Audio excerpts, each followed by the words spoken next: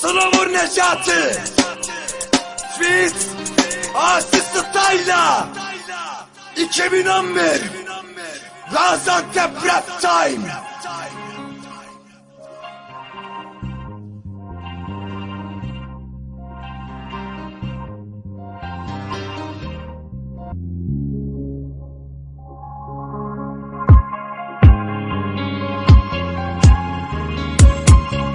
Sevdim, bir güzeli sevdim, amadan körmüş bilemedim.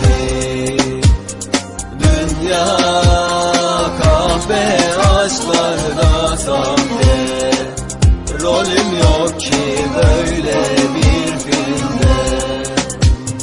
Sensiz aramın dumanı, ben de ateşi olayım.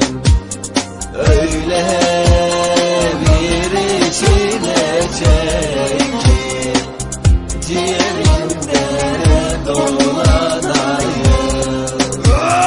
Küçük bir çocuktum, aşkı bilmezdim. Oyun oynardım, güler geçerdim. Büyümüşüm anne, aşkı bulmuşum. Keşke deseydin sevme be oğlum. Geçtim gitti, tövbekar oldum. Aşk onunla noktayı koydum. Nereden bileyim aşk acı anne. Gönlümü verdim, o şimdi nerede? Bıraktı gitti ve acı çile derdi. Yaktı kiretti sevgimi bile bile. Karını çektim ben seferinde. Tek bir gerçek seviyorum yine. Duran altından mektarım oldu. Kan gibi gözler resmine baktı. Hasret özlem hep beni buldu. Kanayan kalbim yine onu sordu. Kalp dinlemiyor, sohbet edemiyorum. Bir kurşun var ama sıkamıyorum. Alay edilen ben oldum galiba. Gün geçer aşkım devranda döner. Unuturum elbet, unuturum sabret. Dumanlı kafama hadi gel sohbet. Duman yetmedi, donardan aldım. Ama nafile ille de sen diyor. Sevdim, bir güzeli sevdim, aman körmüş bilemedim.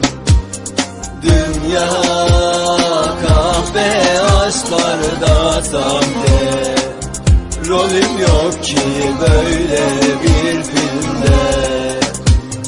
Sensin aramın dumanı, ben de ateşi olayım. Öyle bir içine çek ki ciğerinde dolanayım. Affet ana beni, sevme demiştin.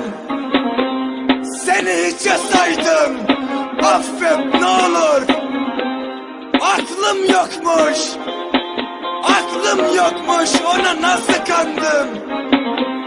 Sevgide mevgide boş bu hayatta.